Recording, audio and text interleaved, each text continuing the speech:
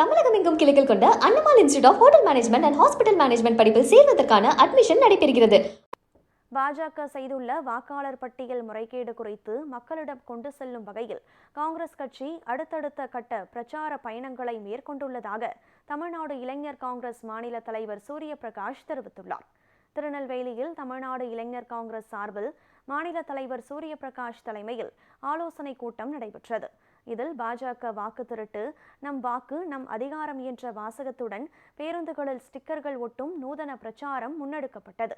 பாஜகவின் செயல்களை மக்களிடம் விளக்க தொடர்ந்து காங்கிரஸ் கட்சி பல்வேறு பிரச்சார நடவடிக்கைகளை மேற்கொள்ளும் என்றும் மாநில தலைவர் சூரிய பிரகாஷ் தெரிவித்துள்ளார்.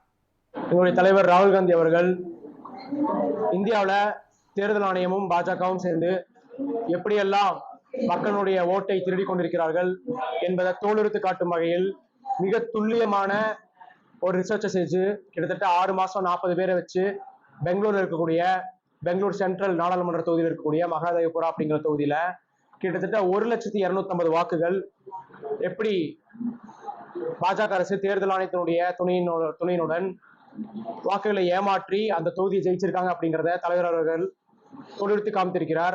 தலைவர் அவர்கள் இதை கூறிய உடனே இந்திய கூட்டணி கட்சியினுடைய எம்பிக்களும் சரி, அனைத்து எதிர்கட்சிகளுமே, அனைத்து மக்களுமே, இந்தியாவில் உள்ள அனைத்து மக்களுமே இதற்கான போராட்டத்தை முன்னெடுத்துள்ளனர். அதேபோல் தமிழ்நாடு இளைஞர் காங்கிரசும் எங்களுடைய இளைஞர் காங்கிரஸ் தலைமையினுடைய அறிவுறுத்தலின்படியும் தமிழ்நாடு காங்கிரஸ் கமிட்டியினுடைய அறிவுறுத்தலின்படியும் இதை மக்களிடத்தில் எடுத்துச் செல்ல வேண்டும். எப்படியெல்லாம் இவங்க போலியா ஏமாத்தி மக்களுடைய வாக்க திருடி ஆட்சி அமைச்சிருக்காங்க அப்படிங்கிறத மக்களிடத்தில் எடுத்து செல்ல வேண்டும் என்பதற்காக இப்பொழுது தமிழ்நாடு இளைஞர் காங்கிரஸ் தென் மாவட்டங்களில் கிட்டத்தட்ட 11 மாவட்டங்களில் நாங்கள் எங்களுடைய சுற்றுப்பயணத்தை மேற்கொண்டிருக்கிறோம்.